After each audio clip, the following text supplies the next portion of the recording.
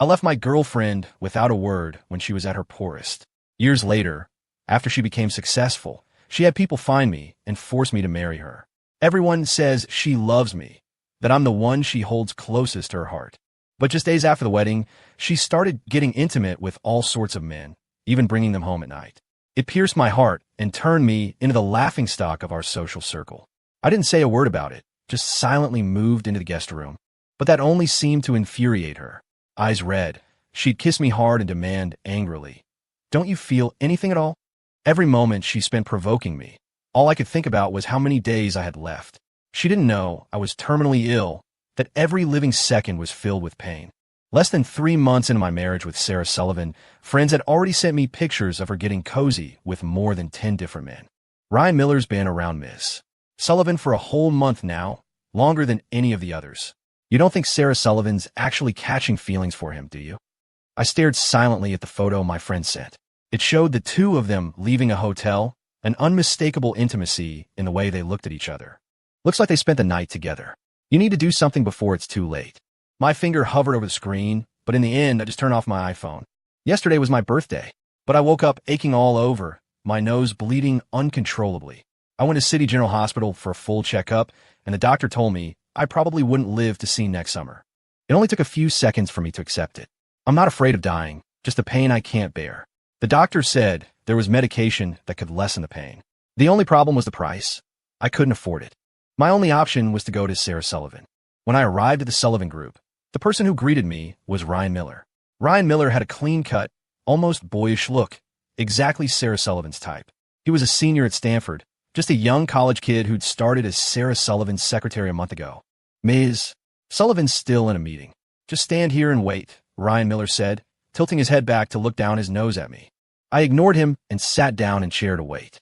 Ryan Miller scoffed, annoyed, and walked over to a colleague, whispering, "How is the boss's husband so ugly? His face is ghost white, like he's about to drop dead. He doesn't match Ms. Sullivan at all." The colleague, startled, quickly tugged at his sleeve. "He probably just hasn't rested well. Actually, you kind of look like him, but when he's well, he's much more handsome than you. Ms. Sullivan really loves him. I'd advise you to tone down your attitude and don't provoke him, or Ms. Sullivan won't let you off easy." Ryan Miller curled his lip dismissively. "How do I look anything like him? I'm obviously way better looking than that ugly guy. You must be blind." Even though they kept their voices low, the office was quiet, and I heard every word clearly. I was bundled in a bulky coat, my face pale and gaunt from the pain. Ugly indeed, and dying indeed. Ryan Miller really didn't like people saying Sarah Sullivan loved me more.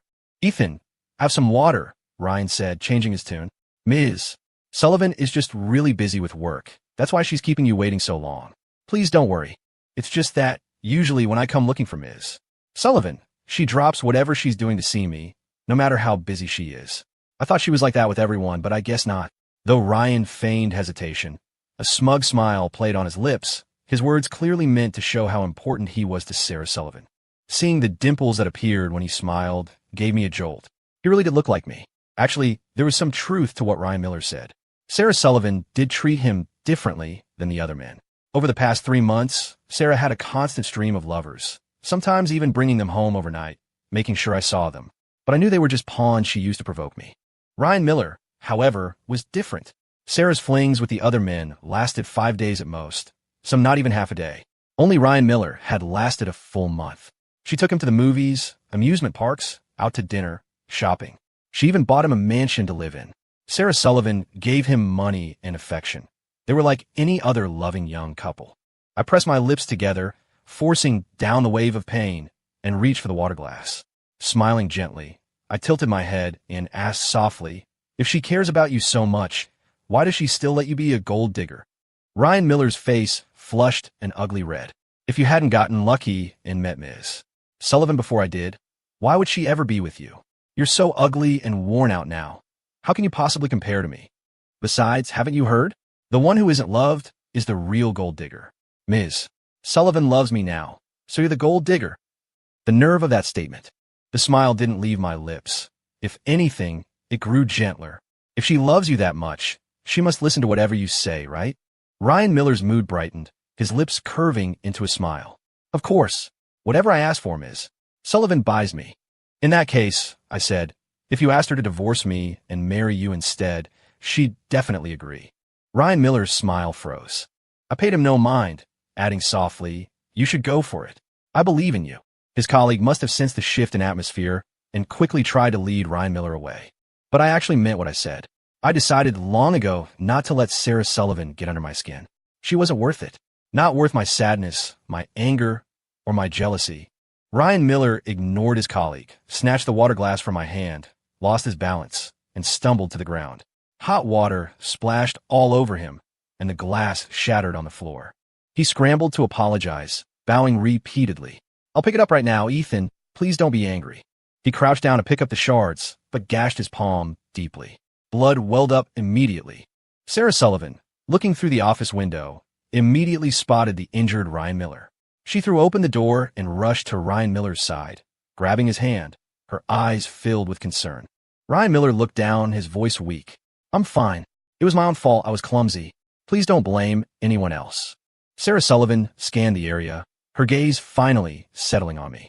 Who gave you permission to hurt Ryan Miller? I opened my mouth, but the explanation died on my lips when I met her icy glare. So what if I did? I heard myself say. Ryan Miller looked startled for a second. Then his voice took on an even more wounded tone. It's my fault for being a gold digger, for being the other man, for falling for someone I shouldn't have. Ethan has every right to be angry. I deserve it, but I really can't control my feelings. As long as you don't send me away, I'm willing to be your lover for the rest of my life. He looked tenderly at Sarah Sullivan, confessing his deep affection. Ms. Sullivan, I love you. Sarah Sullivan chuckled softly and gently hugged him. I know. Don't be upset, and don't take his words to heart. Ryan Miller was truly different to Sarah Sullivan, unlike anyone else. Remembering why I'd come, I pulled my gaze back and said coldly, I need $140,000. Sarah Sullivan sneered, staring at me and gritting her teeth. Just as I thought, asking for money again. You really are a gold digger. Although Sarah Sullivan and I had been married for 3 months, we didn't even have each other's contact information. The few times I sought her out were always for money. It was clearly agreed upon from the start. If I agreed to marry her, she would give me money. Before, no matter the amount, she would give it to me. But this time, she looked at me with a smirk. I can give you the money, but first, you have to kneel and apologize to Ryan Miller. I closed my eyes, my voice weak. Impossible. Sarah Sullivan was willing to humiliate me just to stand up for Ryan Miller. The pain spreading through my heart at that moment was so intense, I couldn't even feel the physical ache in my body. Sarah Sullivan scoffed. Are you sure you don't want to reconsider? Just think, if you swallow your pride, that $140,000 could be yours. I let out a soft breath. No, thank you. Forcing back the pain, I turned and strode away. It was February now, the wind howling bone-chillingly cold, but my heart felt even colder. Sarah Sullivan, if you knew later that this money could have let me live a little longer, a little more comfortably, would you regret your decision today? The short distance from the Sullivan Group building to my place took me an hour, trembling the whole way. Back home, I took my medicine and curled up under the covers. I took sleeping pills, just wanted to sleep deeply enough not to feel the pain. Soon, I drifted into a dream, back to a time when Sarah Sullivan still loved me.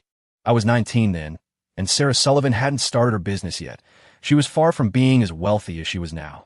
It was Valentine's Day, and Sarah Sullivan and I were walking hand in hand in the light snow when we suddenly saw a couple coming out of a flower shop. The boy held a peony bouquet, strikingly vibrant against the white snow. I couldn't help but stare, sighing, it's so beautiful. Sarah Sullivan silently hugged me, hiding her reddened eyes from me, and didn't leave my side until dark. It wasn't until 3 days later on my birthday that she appeared below my dormitory, holding a peony bouquet. The bouquet cost a full $1.41. She had spent 3 whole days out in the freezing cold, handing out tens of thousands of flyers just to earn $1.50. My heart ached looking at her face, pale and bloodless from the cold. I reached out and hugged her, my voice choked. Sarah Sullivan, I'm not worth you sacrificing your health like this. Sarah Sullivan kissed me, silencing my words. After a long moment, she pulled back and retorted, You are worth it. Ethan, you deserve the best things in the world. She pushed the flowers into my arms, smiling. Ethan, you're more beautiful than the flowers. I couldn't stop my eyes from welling up, tears streaming down. Don't cry, don't cry. It's your birthday today. You can't be unhappy. I bought a red velvet cake too. Sarah Sullivan picked up the red velvet cake she'd placed nearby, looking a bit embarrassed. I didn't have much money left after buying the flowers, so I could only get a 6-inch cake. But I won't eat any. It's all for you. I looked at the 6-inch cake and chuckled softly. It's enough. Enough for us to share. That day, amidst the blanketing snow, Sarah Sullivan and I finished the red velvet cake, 1 spoonful each. I don't remember what the cake tasted like, only that it was incredibly sweet. I've never eaten a red velvet cake that delicious since. Nor have I ever seen a sight more radiant than Sarah Sullivan holding those flowers. Half asleep, I thought I heard Sarah Sullivan calling my name. Cherishing the moment, my voice came out soft. Sarah, I want a peony bouquet, and I want to eat red velvet cake. As the words left my lips, before I could hear Sarah Sullivan's reply, I fell deeply asleep again. When I woke up, it was the middle of the night. Heavy snow was falling outside. Just then, the door opened, and Sarah Sullivan walked in. She came to my bedside, frowning. Why do you look so pale? Are you feeling unwell? Perhaps it was the deep night, or the warmth of the lamp. Her voice held a trace of concern, just like back when she still loved me. I was stunned for a moment. As I realized she was about to touch my face, I snapped back to reality and slapped her hand away. Don't touch me. Sarah Sullivan looked at her reddened hand, her expression turning ugly. Ethan, what the hell is wrong with you? I didn't answer, just scoffed back. Why are you back? She had bought Ryan Miller a mansion where they stayed together. This past month, she had spent many nights there and hadn't been back here in a long time. Ryan Miller would be there, taking care of her daily needs, making her laugh. Sarah Sullivan's face slowly darkened. She forcefully dragged me out of bed. What are you doing? Let go of me. My physical discomfort left me too weak to resist, and I stumbled as she pulled me into the living room. You said you wanted a peony bouquet and red velvet cake. I bought them for you as fast as I could, and this is the attitude I get. I followed her pointing finger. On the dining table sat a large red velvet cake with candles, and next to it, a bouquet of delicate peonies. So, I really had spoken in my sleep. Sarah Sullivan thrust the peony bouquet into my hands. Here, take the peony bouquet you wanted. I didn't get you a big red velvet cake back then, so I'm making up for it now. Can you just stop fighting with me? What was the meaning of Sarah Sullivan's actions now? Did she hope we could go back to how we used to be? But I didn't need it anymore. I had a terminal illness. I was going to die soon. The peony bouquet and red velvet cake could only exist in my dreams. In reality, I didn't want them anymore, just like I didn't want Sarah Sullivan anymore. I threw the peony bouquet into the nearby trash can, walked quickly to the table, and threw the red velvet cake in there too. Sarah Sullivan froze for a few seconds. Then her face contorted with rage, veins bulging on her forehead. She slammed me against the wall, gritting her teeth as she asked in a low voice, Ethan, do you just have to oppose me? Ignoring the pain in my back, I forced a smile and said softly, so what if I do? Sarah Sullivan, I am opposing you. Sarah Sullivan, that was just something I mumbled when I was half-conscious, and you immediately went and did it, still as foolish as ever. I deliberately pushed her buttons, watching Sarah Sullivan's face darken. Sarah Sullivan must have lost it. She lunged at me, kissing me fiercely, biting and gnawing. She bit my lip hard enough to draw blood. Sarah Sullivan pushed me down onto the nearby sofa and bit my neck. Pain shot through me, making my body tremble. I gasped sharply. I shoved at her, cursing, Sarah Sullivan, get off me. Don't touch me, you disgust me. She ignored my struggles, burying her face in my shoulder and muttering, Ethan, you're the most repulsive person in the world. Why can't you just not fight me for once? Do you know? All these years, I've been waiting for you to give in, to comfort me. When I heard you say you wanted a peony bouquet and red velvet cake earlier, I was so happy I rushed out of my slippers. I didn't even notice the car coming down the street. I almost got killed. But then you called me stupid and threw my feelings back in my face. She lifted her head, staring intently at me, tears glistening in her eyes. Ethan, how can you be so cruel to me? Are you even human? My own eyes were red-rimmed as I stared back defiantly. Neither of us spoke, neither willing to look away first. Seconds ticked by.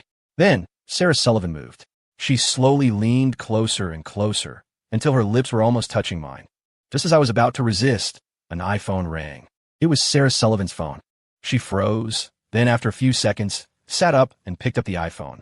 The iPhone screen flashed briefly, but I still caught the caller ID. It was Ryan Miller. Sarah Sullivan hesitated for a moment before answering. The room was silent, so silent I could hear Ryan Miller crying on the other end. Ms. Sullivan, did you go see Ethan? I made a whole dinner tonight and kept waiting for you, but the food's all cold now, and you still haven't come back. Ms. Sullivan, don't you want me anymore? Don't you like me anymore? Ms. Sullivan, it's snowing outside, and it's so cold. My head feels dizzy too. I could hear the wind howling in the background on Ryan Miller's end. Sarah Sullivan asked in a low voice, "You're outside?" "Yeah. I couldn't wait for you anymore, and I was so sad. So I came out to a nightclub to drink. There are so many people in the nightclub. I noticed lots of women looking at me, and some even tried to hit on me, but I turned them all down, hee. But I hate the way they look at me. I don't like it. I feel really scared. Ms. Sullivan, I want to go home. Can you come pick me up?" Sarah Sullivan didn't answer Ryan Miller. Instead, she stared intently at me. For some reason, I turned my head away, avoiding her gaze. Sarah Sullivan gripped my chin, forcing my face back towards hers. "Ethan, do you want me to leave? Just ask me to stay. If you beg me, I'll stay here with you and won't go get Ryan Miller." "Beggar?" I scoffed, then shoved her away with all my strength. Enunciating each word carefully, "Sarah Sullivan, I will never beg you. Forget about it. If you're going to get Ryan Miller, then get the hell out." Sarah Sullivan let out an angry, self-mocking laugh. Fine. Well done, Ethan." Sarah Sullivan glared at me, her face cold. But her voice was incredibly gentle as she spoke into the phone. "Ryan, send me the nightclub's location. I'll be there soon. I'm coming to take you home. Our home." She raised an eyebrow at me, as if to say, "You might not want me, but plenty of others do." Without another glance at me, Sarah Sullivan turned and slammed the door on her way out. The loud bang as the door hit the frame echoed the ache in my heart. My body wouldn't stop shaking. I raised a hand to cover my pale face. Sarah Sullivan had probably forgotten how many times I'd begged her before. I'd swallowed my pride, pleaded with her to just talk to me patiently. "Sarah Sullivan, can we not fight this time? Can we just talk properly? Can we try to make things work between us from now on? Okay. Don't be so harsh with me. Could you try being a little gentler?" But that day, Sarah Sullivan had looked at me coldly, shoved me to the ground, and said flatly, "Ethan, what right do you have to make demands of me?"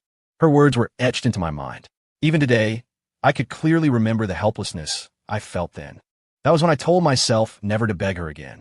Never. The pain made me reluctant to move, so I spent the next few days holed up at home. My meals were irregular. I skipped them when I had no appetite, and when I was hungry, I just grabbed whatever was easy to fill my stomach, but I didn't eat much. Even so, I eventually ran out of groceries. To avoid starving, I had no choice but to go out and buy food. But on my way back from grocery shopping, several reporters stopped me on Maple Street. One young man was particularly agitated, pushing past the others and shoving an iPhone towards my face. "Mr. Thompson, what are your thoughts on the situation with Ms. Sullivan and Ryan Miller that's trending on Twitter?" Twitter trends? My days and nights were mixed up, and I'd been in a daze, completely unaware of what was happening outside, let alone any Twitter trends. I pulled out my iPhone and did a quick search to figure out what was going on. Apparently, Ryan Miller had somehow offended some woman, and when Sarah Sullivan arrived, she had fiercely defended him and subsequently bankrupted the woman's company. This was the first time Sarah Sullivan had stood up for any man besides me. The incident immediately spread like wildfire within our social circles. Then someone somehow spread it online. Sarah Sullivan's company had grown from nothing into an industry leader over the past few years. As its head, she was a business miracle, not to mention beautiful, so she was already famous online and well known by many. As soon as news about her broke, it instantly captured the attention of countless netizens. Discussions surged, and it ended up trending on Twitter. My face remained blank as I started walking towards the mansion, unwilling to answer the reporter's questions. But the young man persisted, quickly stepping in front of me again. "Mr. Thompson, you haven't answered my question. That's very impolite." I lowered my gaze to look at him. His eyes flickered away uncomfortably when they met mine, but he forced himself to ask again, "What are your thoughts on this matter?" I asked coldly, "What is there for me to think about the affair between a cheating woman and her gold digger man?" Hearing my words, the young man suddenly grew excited, as if he'd found a scoop. "Mr. Thompson, I heard you and Sarah Sullivan broke up years ago." "No, actually, the word is you dumped her, and it was because of money." I let out a cold laugh, saying nothing, just watching him to see what else he'd come up with. The young man couldn't suppress a shiver, his voice trembling as he continued. "Then, after Sarah Sullivan made it big with her startup, you used your past relationship to get back with her for her money, even resorting to shady tactics to force her into marrying you. Sarah Sullivan is with someone else now, which proves she's found real love. The photos show they look great together, a perfect match. But you're still clinging to your position as Sarah Sullivan's husband, turning Ryan Miller into a gold digger. Don't you think you've gone too far?" I wanted to hear what he had to say, but I never expected such outrageous accusations. I didn't even have the energy for another sneer. I reached out and grabbed the ID badge hanging from his chest. One look at it, and everything became clear. The young man was an intern reporter. The back of his press pass also showed a university student ID. It was the same university Ryan Miller attended. You know Ryan Miller, don't you? Panic flickered across the young man's face as he hastily snatched the press pass back from my hand. So what if I know Ryan Miller? He retorted. I'm a reporter. Everything I said is part of my job, with no personal agenda. No personal agenda? Huh, who would believe that?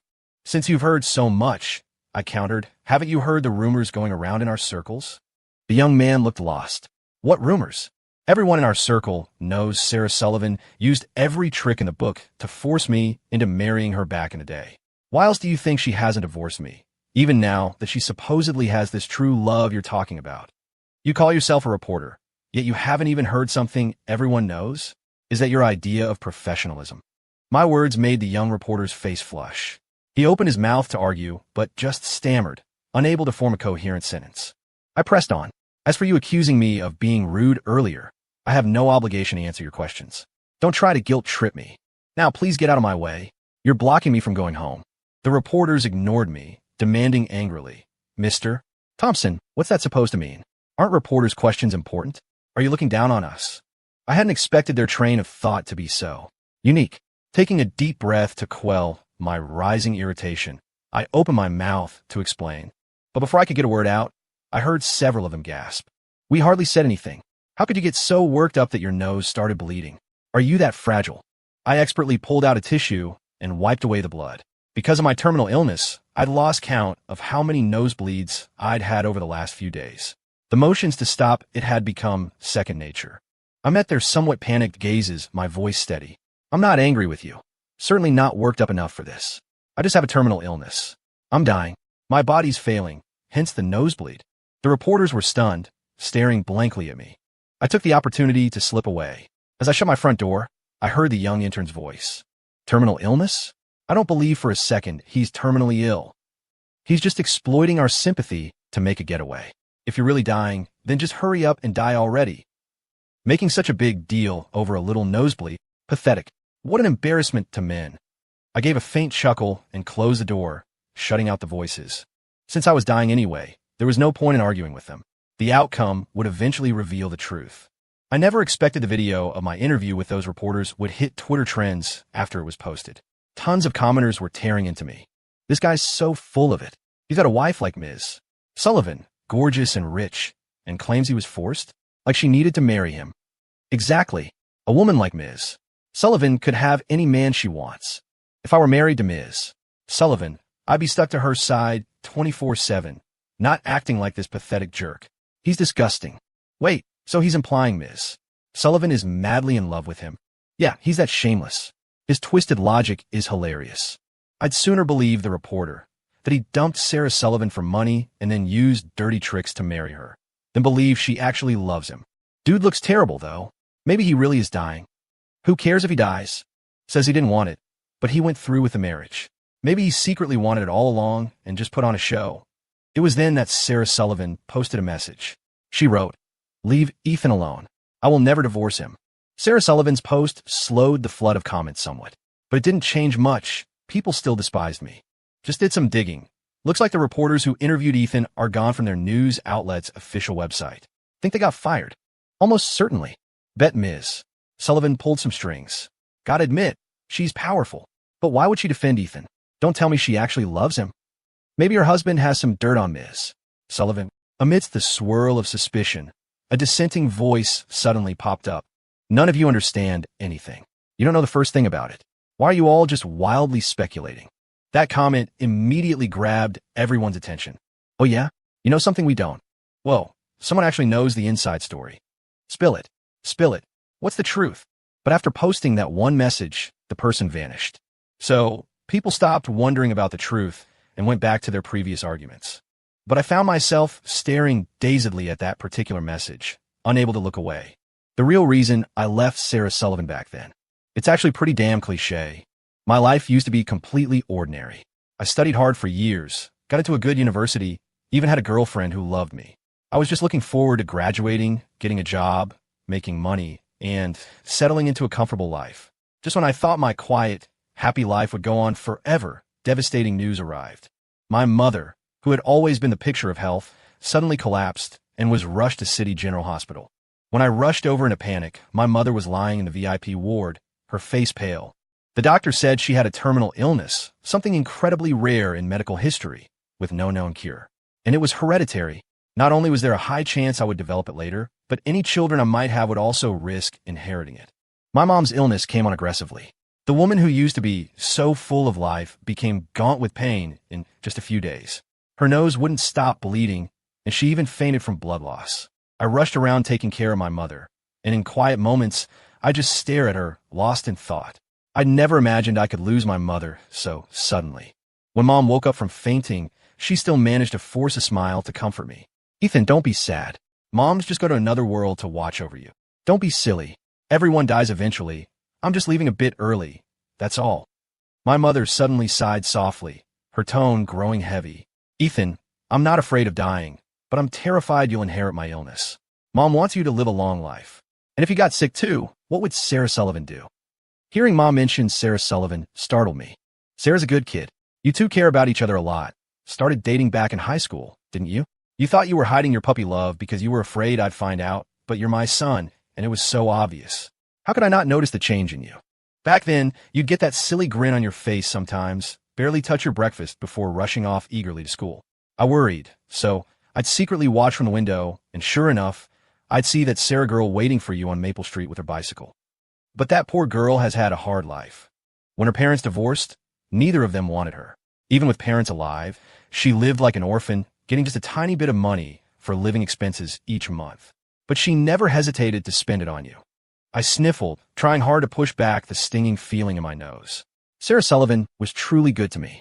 Anything other kids had, she'd try her best to get for me. Mom sighed deeply. More than once, I felt so happy that such a wonderful girl liked you. Watching you two go from high school through college, your bond's still so strong, it put my heart at ease. She's smart, works hard, she's ambitious. To not go astray in such difficult circumstances is incredibly rare. It shows she has extraordinary strength of character. But being that good, it just shows how much hardship she's endured. As Mom said this, tears streamed down her face. It's my fault, all my fault. If I hadn't gotten sick, especially with something hereditary like this, you two could be so happy. I'd rather drop dead right now than have you inherit this disease. I cried out, "Mom, don't say things like that. You'll get better. The doctors will find a cure. They'll save you. You'll live." I held on to that hope deep inside. But in the end, it was just hope. The doctors never found a cure. Mom eventually died.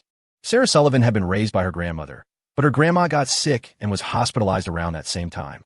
Because the Mayo Clinic cost money, she was completely overwhelmed, constantly working multiple part-time jobs to scrape the funds together. So she didn't notice anything was wrong with me. I couldn't bear to burden her, so I didn't tell her about my mom and the terminal illness. I planned to tell her after Grandma Sullivan got better. But I never expected that even after treatment at the Mayo Clinic, her grandmother's condition didn't improve, it continued to worsen, and not long after, she passed away. Sarah Sullivan hugged me, burying her face in my neck, and said hoarsely, "Ethan, you're all I have left." The words I was about to say caught in my throat, and I swallowed them back down. Sarah Sullivan always acted strong, but I knew that, deep down, she was fragile too. She only had me left. And didn't I only have her? I knew how much she loved me. She had just lost her beloved grandmother. If she found out, she might lose me too. Later, when I eventually died, she definitely wouldn't be able to go on living. More than once, I cried silently in the dead of night, hating how unfair fate was unable to understand why we had to suffer so much. Life had already been so hard for us. Why did it have to treat us like this? Without realizing it, 7 years have passed since all that happened. But thinking about it now still leaves an ache in my heart. I always knew I could die at any moment, and now, that time is truly here. I should go visit my mom at the Memorial Park. Tell her this is the last time I'll see her there. That I'll be joining her soon. I hope when she sees me in heaven, she recognizes me right away. Otherwise, I'll be pretty upset. I bought the organic fruit basket Mom loved most. But before I go, there's something else I need to bring. So I headed to the Sullivan Group building to get something from Sarah Sullivan. My mom adored Sarah Sullivan, treated her completely like her own daughter. This was back before Mom was diagnosed, when Sarah Sullivan and I were happy together. We were senior at Stanford then, already planning to get married after graduation. Mom went with an old friend to pray in a chapel and got 2 crucifix pendants blessed. Each crucifix pendant had one of our birth dates engraved on it. Mine on one, Sarah Sullivan's on the other. She hoped the crucifix pendants would bless us with peace, safety, lifelong love, and eternal happiness together. Mom told me to give Sarah Sullivan the one with her birth date. But she didn't want her own. She insisted, almost pestering me, that she wanted to wear the one with my birth date. Sarah Sullivan looked at me, smiling softly, and said, "Ethan, let me keep your crucifix pendant. I'll treasure it, just like I love and treasure you.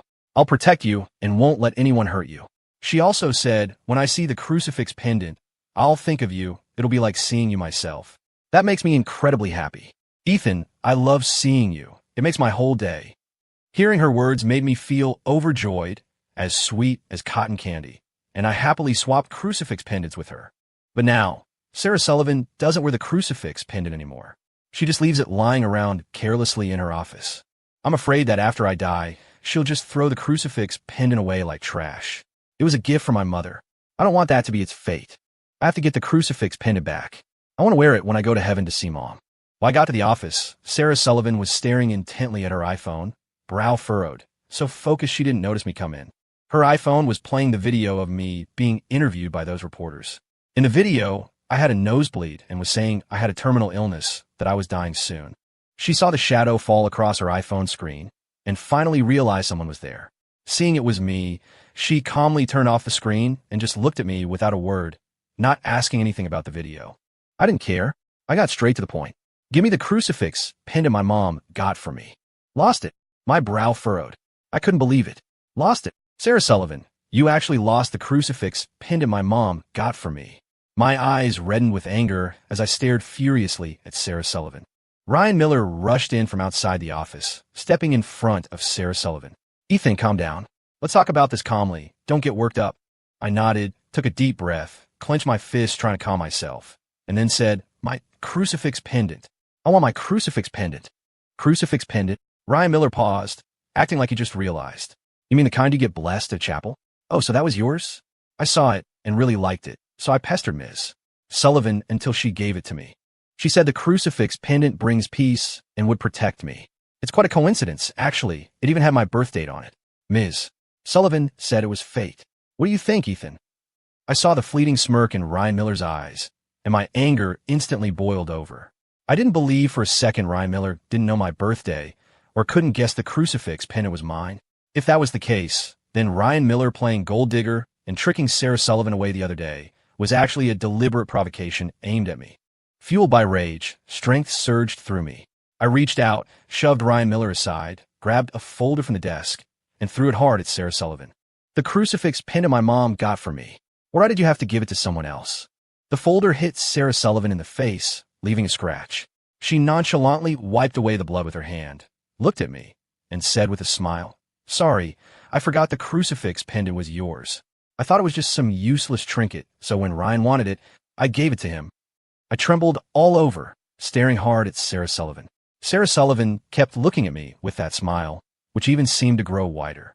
I lunged at her, hitting her like a madman.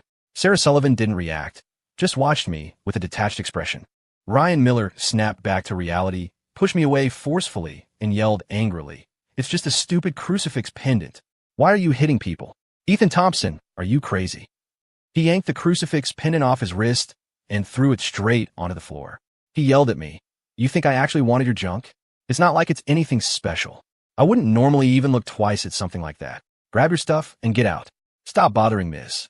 Sullivan. This is an office, not a place for you to throw a tantrum." Ryan Miller kept shouting, but I couldn't hear a word. I stared blankly at the scattered pieces of the crucifix pendant at my feet. The crucifix pendant had shattered when it hit the floor, beads scattering everywhere. The bead engraved with my birth date was broken into pieces, damaged so badly the inscription was illegible. My head was ringing, and tears fell unconsciously. The crucifix pendant meant to protect me was broken, just like my life was about to end. My eyes filled with hatred as I looked at Ryan Miller's face, raising my hand to slap him. But the slap never landed.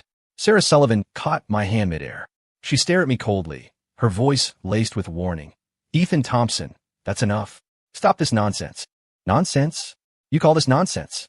I looked at Sarah Sullivan in disbelief, finally lowering my gaze in disappointment. She once said she would cherish the crucifix pendant, that she would protect me. But now she'd casually given it away, completely indifferent that the thing meant to keep me safe was destroyed. I'd already realized Sarah Sullivan didn't care about me anymore. Why did it still hurt? An itch started in my nose, and the familiar liquid trickled down, staining my clothes red. My nose was bleeding again. This time felt worse than before. So bad I didn't even want to wipe it away. Sarah Sullivan rushed to hold me, asking frantically, "What's wrong? Why is your nose bleeding again?" I smiled purely, my voice soft. "I told you, I'm dying." Sarah Sullivan grabbed tissues to wipe away the blood.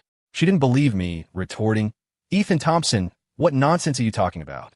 You were perfectly fine just a while ago. How could you be dying? You're saying you're dying because you want to see me get flustered over you, right? Fine, you succeeded. I do still care about you." As Sarah Sullivan watched my face grow paler and the nosebleed refused to stop, her expression turned grim, her eyes filling with panic. Her voice trembled. I admitted it. "Ethan Thompson, stop pretending. Stop bleeding, please stop." I was completely drained of strength, unable even to stand, and collapsed to the floor. Sarah Sullivan's words seemed almost funny, as if I had the power to control a nosebleed like this. Belatedly, Sarah Sullivan realized my situation wasn't as optimistic as she'd thought. She turned and yelled at Ryan Miller, "Ambulance! Call an ambulance, quickly!" Urged on by Sarah Sullivan, Ryan Miller fumbled to make the call. Sarah Sullivan kept trying to wipe my nose, but she ran out of tissues and the blood kept flowing, more and more, staining her clothes. Losing blood, my consciousness started to fade.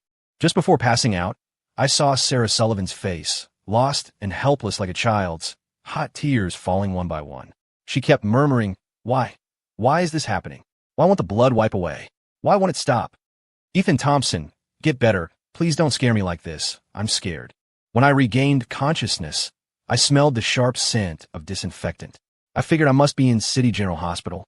A doctor was saying he's lost the will to live himself, and the stress aggravated his symptoms. If he'd managed it with medication, he could have lived until next spring at least, but he said he had no dollar, wouldn't buy the meds. His condition is uncontrollable now. Even medication won't help at this point. There's no need for further treatment. Sarah Sullivan's voice cut in. "Liar. How can my husband be dying? He was perfectly fine just a few days ago. How could he suddenly have a terminal illness?" Her voice shot up, sharp and piercing as she confronted the doctor. "I don't care what you have to do. You have to find a way to treat my husband. If you can't, you're fired. Get out of here right now." Sarah Sullivan sought out countless top doctors across the country, telling them she'd pay any price if they could just cure her husband. In just a few short days, she turned the medical community upside down. But money can't cure every illness. And mine was a terminal condition doctors hadn't found a treatment for in years. Sarah Sullivan refused to believe it, simply tuning out anything the doctors said. She was convinced there had to be a cure for her husband somewhere in the world. If they couldn't cure him here, she decided she would take me abroad. She had fired several doctors in the preceding days, so now no one dared to stop her frantic efforts. Until my childhood friend showed up. Jessica Wilson slapped Sarah Sullivan across the face, forcing her to pause. "Ms. Sullivan, you have money, sure, but where were you before? Now you decide you want to save him? It's too late. Ethan can't hold on anymore." Sarah Sullivan turned her head away from the sting of the slap. After a moment of silence, her voice choked with tears. "How can he not hold on? Let me take him abroad, please. We can definitely find a cure for my husband. He can definitely survive." "Jessica Wilson, I'm begging you, please just give Ethan to me." Jessica Wilson scoffed. "Impossible. I'll stand right here and stop you. There's no way I'm letting you take him away. And Ethan doesn't want to leave either. He called me," Jessica continued. "He said if he ever got so sick he was just stuck lying in bed, not to bother dragging him through the Mayo Clinic again. He wanted to go quickly. He didn't want to live in pain." Jessica Wilson knew how terrified I was of pain. So, even though her heart ached hearing those words, she could only agree through her tears. After Jessica played the recording of my call with her, Sarah Sullivan swayed, so pale she could barely stand. How could this happen? How can my husband die? If he dies, what will I do? How could he leave me all alone in this world?" Jessica Wilson watched her, expressionless, and said coolly, "How are you alone? You still have all those gold diggers hanging around. Does Ethan leaving really affect you? Stop acting like you're so devoted to Ethan. It just makes people sick. It doesn't make you look devoted." Someone sat down beside my bed in the VIP ward and took my hand. Jessica Wilson's voice followed. Ethan, do you really not want to live? Don't you want to wake up? You haven't said goodbye to me yet. You haven't said goodbye to Aunt Thompson. I knew I might die suddenly from this terminal illness. So I had decided to say a proper goodbye to the world before I left. But I hadn't said goodbye yet. I couldn't die. At least not now. Tears slipped from the corners of my eyes. Beside me, the life monitor started beeping insistently. Doctors rushed in immediately, exclaiming it was a miracle that I was showing signs of waking up. They quickly told Jessica Wilson to keep talking to me. Jessica Wilson agreed excitedly. She sat by my side in the VIP ward continuously after that, holding my hand and talking until her voice grew hoarse. She recounted funny stories from our past, sometimes loud and animated, sometimes quiet and downcast, her emotions swinging wildly. Hearing Jessica Wilson's efforts to wake me, I didn't want to disappoint her. I stopped giving in, started fighting against my body, trying to pull myself out of the hazy fog in my mind. I wanted to comfort her, to tell her not to be sad. Thankfully, I finally woke up. For the week after I woke up, Jessica Wilson stayed by my side constantly, taking care of me. If it weren't improper, she probably would have insisted on watching over me, even when I used the bathroom. I found myself hoping I could get better soon, just so Jessica Wilson wouldn't be so tense. Her anxiety was becoming extreme. A few times, when I was lightly asleep, I clearly felt her place her hand under my nose to check if I was still breathing. It was lunchtime, and Jessica Wilson had to go get our food. But even then, she couldn't help looking back several times before leaving the room. Suddenly, I needed to use the restroom. Jessica Wilson usually helped me to the door, but since she wasn't there, I wanted to try getting there on my own. My body swayed precariously, but I managed to shuffle my way to the restroom. Thankfully, everything went smoothly inside. I breathed a sigh of relief, but I celebrated too soon. Just as I stood up and took a single step, everything suddenly went dark. I lost consciousness for a few seconds, lost control of my body, and fell straight to the floor. Sharp pain shot through my face, and my nose started bleeding again. Gritting my teeth against the pain, I struggled to get up. As I pushed myself up, my eyes fell on the mirror. The reflection showed my face completely covered in blood, my features blurred and almost unrecognizable. It was terrifying. I was so shocked I couldn't even cry out. I just stared, wide-eyed, at the horrifying image in the mirror. Just then, Sarah Sullivan rushed into the restroom. She immediately grabbed me, turning me away from the mirror, then wrapped her arms around me, her touch full of pained concern. It's okay, don't be scared. You're all right. She helped me back to the bed and sat me down. Her eyes were red-rimmed as she gently wiped my face with a damp towel, her expression anguished. Seeing the glaring red blood soaking the towel, tears streamed down her face, and her body trembled uncontrollably. I was only gone for a quick meeting, she said, her voice shaking. How did you fall? Then, her tone sharpened. And where did that Jessica Wilson go? Why wasn't she here taking care of you? Doesn't she know how weak you are? I frowned, looking at Sarah Sullivan coldly. Jessica Wilson went to get food. Besides, I continued, my voice firm, she has her own life. Her parents, friends, job, they're all abroad. Unlike me, who has nothing all day and is just a burden on her with this illness. She's under no obligation to take care of me. I held her gaze. If you say one more bad thing about her in front of me, then you can leave right now. I don't want to see you.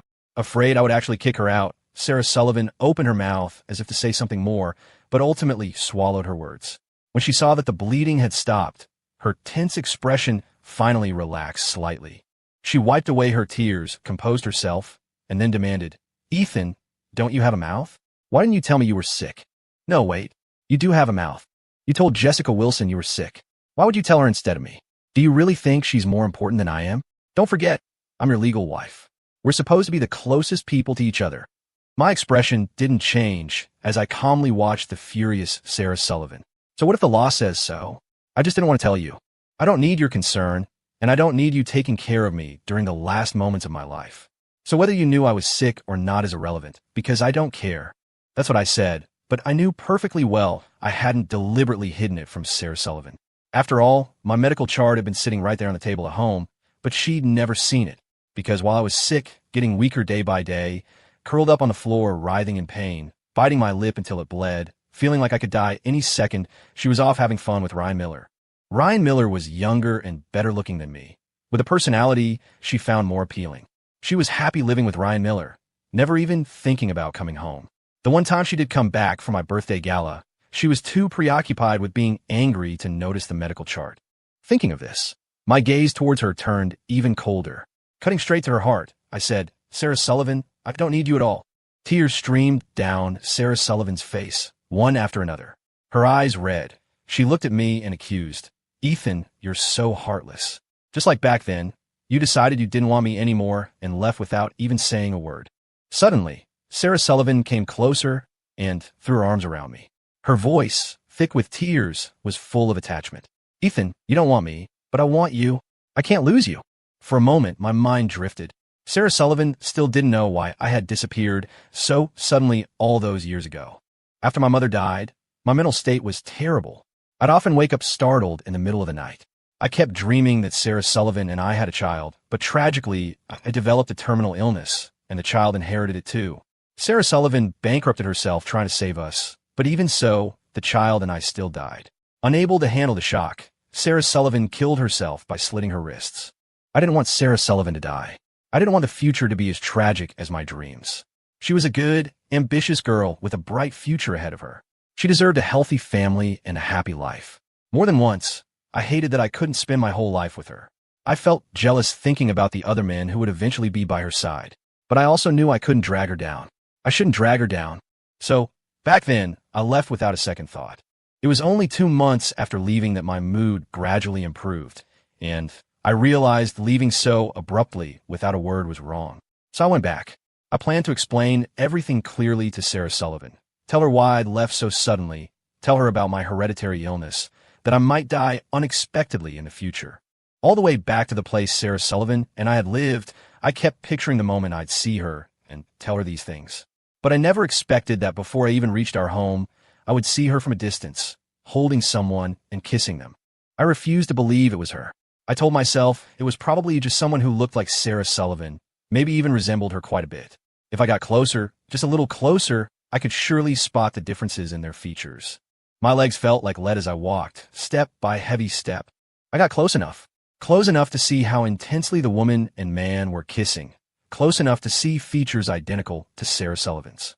Even then, I instinctively tried to make excuses for her. Maybe Sarah Sullivan had a sister? Identical twins look alike, right? I tried to console myself with that thought, but when I saw her expertly unlock the door to our home and lead the man inside, the conviction in my heart completely crumbled. I don't know how I left that day. All I know is that when I became aware again, I was already back in the small mountain village in that remote city, the image of Sarah Sullivan kissing someone else playing over and over in my mind. I lay in bed for 2 days and 2 nights, slowly processing it. No, processing isn't the right word. It's more accurate to say I successfully hypnotized myself. I kept telling myself, this is the best possible outcome. Sarah Sullivan wasn't heartbroken because I left. She'd even found another man she liked. She would be happy in the future. She would definitely be happy. Everything was going the way I'd envisioned, but my heart ached terribly. I was completely listless for those few years, often crying unconsciously in my sleep. I learned from financial news that Sarah Sullivan had founded the Sullivan Group, turning it into a major company in just a few years. I also knew she had remained single all these years, though she was never short of male companions. I knew many, many things, but none of it concerned me anymore, because she was too wealthy, so wealthy that I felt we lived in different worlds. But as time passed, I stopped paying attention to Sarah Sullivan. I slowly moved on from my feelings and started living an ordinary, simple life, going to work, exploring my interest in food, seeing the sights of the world. Just when I thought things could continue like this, that I could quietly wait for death to arrive, Sarah Sullivan suddenly reappeared. She arranged for bodyguards to take me away, forcibly dragging me off to marry her. At the same time, she continued her relationships with her lovers, even flaunting them in front of me. I asked her why she was doing this. She leaned against me, smiled, and said, "I just want revenge. Did you really think I'd still love you after all these years? I have plenty of gold diggers, you know. You'd better behave, or I might get angry." I took a deep breath, trying hard to stay calm. "I don't want to marry you. There was a reason I left suddenly back then. My mom." I wanted to tell her the reason I hadn't explained years ago, but I had barely started before she slapped me across the face. "Don't you dare mention your mother to me. You're both the same, obsessed with money. Neither of you is any good. Ethan, let me tell you, when I say we're getting married, I'm not discussing it with you. I'm informing you. It doesn't matter if you don't want to." Sarah Sullivan was incredibly stubborn, so stubborn she refused to listen to a single word of explanation. She said, Are you really that unwilling to marry me? But if you're not willing, that just makes me want you on the same marriage certificate even more. You hurt me so badly back then, so now I have to hurt you even more? That's only fair, isn't it? I stared hard at Sarah Sullivan, suddenly feeling like she was a stranger. She wasn't the Sarah Sullivan I knew anymore. I'd rather die than marry Sarah Sullivan. I never imagined she could become so despicable. I remember you used to have a childhood friend named Jessica Wilson, right? I tensed instantly. What are you planning? Sarah Sullivan kissed my lips, almost indulgently. Look how tense you are. What could I possibly do? She paused. Except, with the power and money I have now, one little order in her family small business might not make it. Could you really stand by and watch her family go bankrupt? I was shaking with anger. Jessica Wilson's family had struggled with poverty for a long time. They'd finally managed to start a company, and things were just starting to look up. I couldn't let all their hard work be ruined because of me. Besides, I didn't have long to live anyway. It didn't matter how I spent the rest of my days. So, I married Sarah Sullivan. I just never expected her revenge would last such a short time. Only 3 months later, I was diagnosed with a terminal illness. The marks on my face were obvious. There was no hiding them from Jessica Wilson. When she found out I hadn't waited for her and had acted on my own, she was furious and gave me the cold shoulder for days. If my mom were here, you wouldn't treat me like this. I felt hurt. I miss my mom. Can you take me to see her? Jessica Wilson went quiet for a moment before replying. Of course. As soon as you're better, I'll take you to see Aunt Thompson. I knew my body. It was wrecked. How could I possibly recover? But I wanted to see my mom, and I didn't want Jessica to worry, so I agreed. Okay. Every day after that, I tried to stay optimistic. I followed the doctor's treatments, swallowing handfuls of pills, getting all sorts of injections.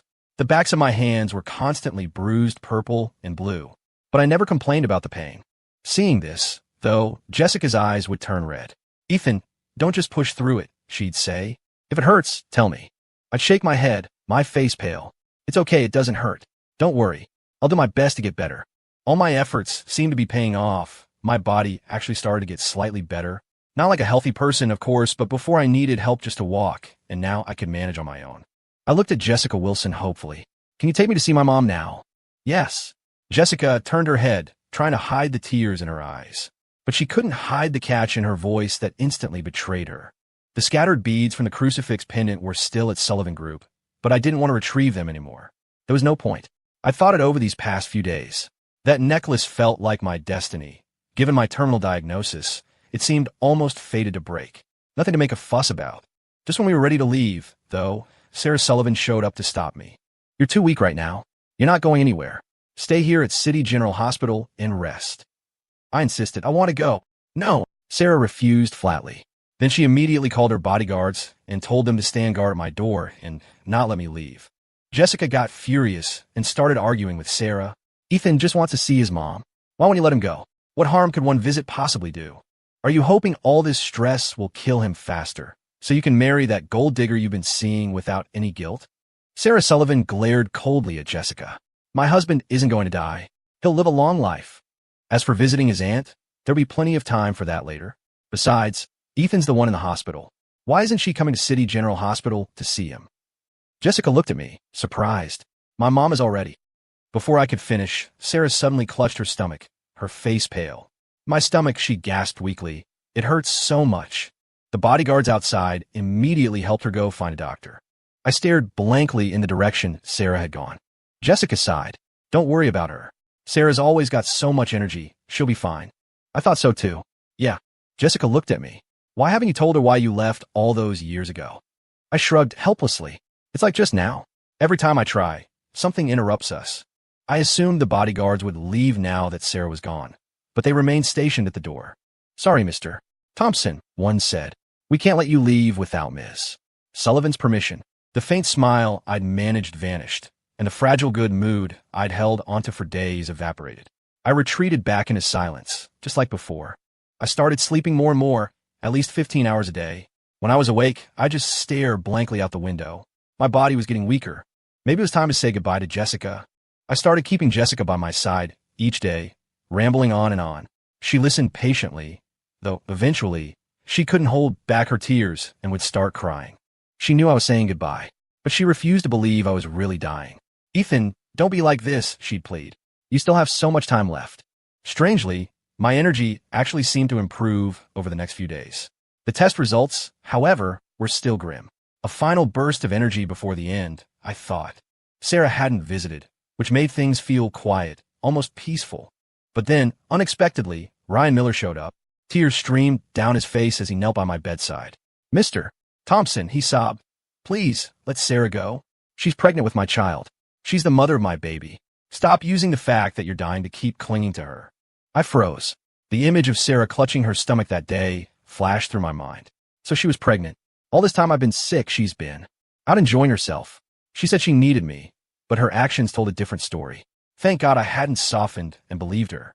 Lost in thought, I didn't notice Ryan Miller reach out. He grabbed my arm suddenly. Caught off guard, and already weak, I was half dragged out of the bed. Blood rushed to my head, and my nose started bleeding. Jessica Wilson walked into the VIP ward just in time to see this. She rushed over, helped me up, and took out a tissue to wipe my nose. I waved her off, signaling I could wipe it myself. Jessica Wilson turned to Ryan Miller and shoved him to the ground. "Who gave you permission to hurt Ethan? Get out. Get out right now." She looked at the bodyguards by the door. "Please escort him out." The bodyguards looked at each other, hesitant. After all, they'd worked for Sarah Sullivan for years and inevitably knew Ryan Miller was Ms. Sullivan's latest favorite lover. They didn't dare to make a move. "Sorry, miss," one said. Ms. Sullivan's orders were only to prevent Mr. Thompson from leaving. A smug smile spread across Ryan Miller's face. Then he saw Sarah Sullivan and quickly composed himself, putting on a pitiful expression. "Ms. Sullivan, I just wanted to see Ethan, but they didn't welcome me. They just pushed me to the ground." Sarah Sullivan's dark eyes fixed on me. Jessica Wilson stepped in front of me. "I pushed him. So what if I did? He deserved it. If it weren't for him." Ryan Miller suddenly cried out, "Ms. Sullivan, my ankle hurts so much. I think I twisted it when they pushed me down. Could you take me to see a doctor?" Sarah Sullivan stared at Ryan Miller, but didn't agree immediately. Instead, she instructed the bodyguards outside. "You take him." Ryan Miller's eyes widened in disbelief. "They pushed me down so suddenly. I must be seriously hurt." "Ms. Sullivan, you have no idea how much force they used." "Enough. I couldn't listen anymore. You say we pushed you, but why don't you mention how you almost dragged me off the bed first? And are you sure you came here to show concern for me?" Ryan Miller stammered. "What did I drag you? I clearly came to see how you were. And before I could even say much, you pushed me without any reason." I nodded. "Since you're so sure, let's check the security footage and see if it matches your story." "Security footage?" Jessica Wilson came over with a laptop. "Yes. Isn't surveillance standard in a VIP ward? Weren't you aware, Mr. Miller?" Ryan Miller's face went pale. Of course, he didn't know. If he had, he wouldn't have been so brazen with the cameras rolling. "Ms. Sullivan, my foot really hurts. Let's just go." Sarah Sullivan didn't budge, her gaze fixed on a laptop screen. As the footage played, her face turned livid. She raised her hand and slapped Ryan Miller hard across the face. "Who gave you the nerve to frame my husband?" "Ryan Miller, you're nothing but a plaything I use when I'm bored. Did you actually start thinking you were important? And when did I ever tell you the baby I'm carrying is yours?" Ryan Miller stared blankly at Sarah Sullivan. But Sarah Sullivan turned to me. "Husband," she said, "I always use protection when I'm with other men. The baby I'm carrying, it's actually yours." I remember that night. It was 2 nights before I was diagnosed with a terminal illness. I was upset about being forced to marry Sarah Sullivan, so I couldn't help but have a few drinks. I never expected Sarah Sullivan to come back suddenly for some files. After getting the files, she didn't leave. While I was dizzy and couldn't tell reality from dream, she forced herself on me. I looked at Sarah Sullivan with complicated feelings. I couldn't believe that just that one time, she'd gotten pregnant. "We can't keep this baby." The smile froze on Sarah Sullivan's face. "Husband, what do you mean? This is our child. Why can't we keep it? Are you worried about your health? Don't be afraid. I've already got people looking for the best doctors. We'll definitely cure you." My gaze was heavy as I stared at Sarah Sullivan. After a long pause, I said, "My illness is hereditary." "What did you say?" Sarah Sullivan tilted her head, looking at me blankly. "You've always hated me for leaving so suddenly back then, right? Don't you want to know why I left?" "It's because my mother died from this illness. I was afraid the same would happen to me, and to any future child. That's why I didn't want to burden you." Sarah Sullivan shook her head repeatedly. "No, how could that be? How could Ethan's mother be dead? How could it be hereditary? This is completely different from what I thought. Completely different." Her eyes looked dazed as she stumbled out of the VIP ward. Ryan Miller scrambled up from the floor and chased after Sarah Sullivan. The noisy VIP ward suddenly fell silent and empty. Jessica Wilson looked at me, her eyes full of sympathy. Ethan. But I felt a surge of energy through my whole body. Let's go. Go where? Besides, Sarah Sullivan had people blocking you from leaving. I chuckled softly. They left with Sarah Sullivan. There were no longer any bodyguards at the VIP ward entrance. I wanted to visit my mother. But before going, I needed to buy some of her favorite snacks to bring. While I was buying the food, Jessica Wilson bought a lot for me too. Hurry and try some. These are delicious. I hesitated. After all, Jessica Wilson hated it when people ate in her car. It was like Jessica Wilson could read my mind. I'm giving you special permission. You're allowed to eat in my car. From now on, always. As she spoke, her eyes reddened. A shadow passed through my eyes, but a smile quickly returned to my lips. I'll remember you said that. If you don't let me next time, I'll be angry. Okay. Jessica Wilson bought me lots of snacks. I ate until I was stuffed, but thinking I might never get the chance to eat them again, I couldn't bring myself to stop. But why did the cotton candy taste salty? Shouldn't it be sweet? Oh, right. I'd started crying without realizing it. Tears are salty.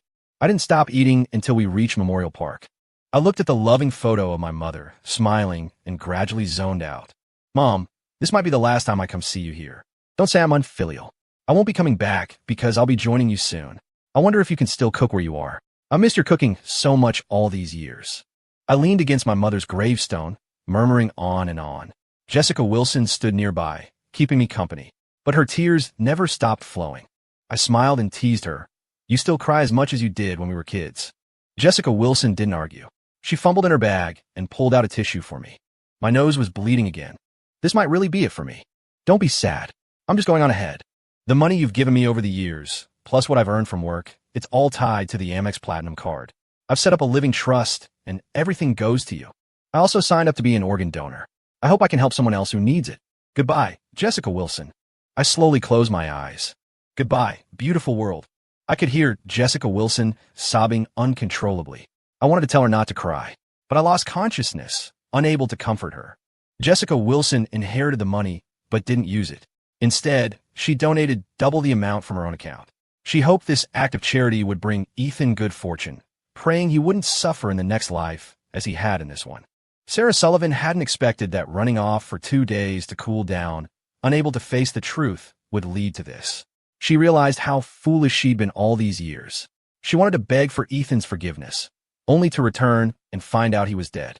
Because of the donor agreement he'd signed, his body had already been taken by City General Hospital. She didn't even get to see him one last time. Ethan was so cruel, not even leaving her ashes. Sarah Sullivan spent the following days in a daze. She couldn't distinguish dreams from reality, often believing Ethan was still alive. One day, at a birthday gala with friends, she viciously attacked a woman who was cheating on her husband. As she hit her, she screamed, "You have a husband, yet you're still fooling around. You're scum. You have no morals." Her friends at the party rushed to restrain her. Sarah Sullivan, what the hell is wrong with you? You used to be just like us, always switching guys. You used to compete with us to see who could swap partners faster. Now you're calling us scum? What does that make you? Sarah Sullivan broke down, shaking her head frantically. I love my husband more than anything. I would never cheat. You're lying. You're trying to trick me. Love him most? Your kind of love is a joke. They showed her photos from their iPhones. Pictures of her kissing various men. Sarah Sullivan froze, then fled in panic. She was convinced they were lying, that the photos were photoshopped. But after consulting 3 or 4 professional agencies, the results were unanimous. They weren't altered. The photos were real. How would she explain this? Would her husband be angry about what she'd done? He'd definitely be angry, wouldn't he? Ethan might even leave her. Hating her past self, she broke things off with all her lovers. But she never imagined Ryan Miller, who seemed so docile on the surface, could be so terrifying underneath. He tried to run her down with his car. Why? Why did you push me away? I love you so much, more than anyone. Why won't you even look at me? If you won't be with me, then let's die together. Sarah Sullivan didn't want to die yet. She was carrying Ethan's child, her only remaining connection to him. She couldn't let it be severed. She dodged with all her strength, instinctively shielding her stomach with both hands. But the child couldn't be saved. She had a miscarriage. Ryan Miller was charged with attempted murder and sent to prison thanks to Sarah Sullivan. But even that wasn't enough for her. During a lull in his sentencing at the Manhattan Supreme Court, she lunged forward and stabbed him. Go to hell. Atone for my child's death. Chaos erupted in the courtroom. Sarah Sullivan should have been sentenced too, but she was diagnosed with a mental illness, declared mentally incompetent due to the successive traumas. Ultimately, she was committed to Silver Pine Sanatorium. Her daily behavior seemed normal. She kept her living space meticulously organized. Except she would smile foolishly at empty space and talk to a crucifix pendant, clearly broken and pieced back together. Like right now. Honey, it's your birthday today. I'm going to make you a red velvet cake and give you a beautiful peony bouquet. Honey, your smile is so sweet and soft, just like cotton candy. But why does this cotton candy taste salty? It's not good at all. Sarah loves her honey the most. But why are you fading away? Please come back and see me, okay? A long time passed until her tears ran dry. Slowly, agonizingly, she began to understand. She had broken Ethan's heart completely. He didn't love her anymore. He never wanted to see her again.